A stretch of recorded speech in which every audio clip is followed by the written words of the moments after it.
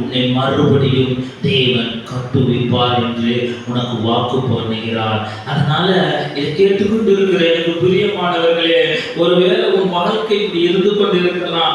கண்ணீர் என்னும் பாழாகி போய்கொண்டிருக்கலாம், சாபம் என்னும் பாழாகி போய்கொண்டிருக்கலாம், அல்லது உபத்திரவம் என்னும் பாழாகி போய்கொண்டு இருக்கலாம், அல்லது இடிக்கப்பட்ட நிலைமை. ஒரு வீடு இடிக்கப்பட்டு எப்படி இருக்கும்? கூரை இல்லாமல் இருந்தா அல்லது நொறு இடிக்கப்பட்டு இருந்தா அந்த வீட்டுல யாருமே தங்க மாட்டாங்க.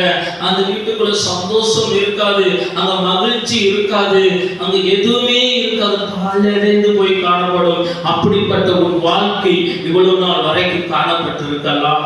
கண்ணீர் என்னும் வாழ்க்கையாக இருந்து கொண்டு இருந்திருக்கலாம், உபத்திரவம் என்னும் வாழ்க்கையாக இருந்து கொண்டு இருக்கலாம்.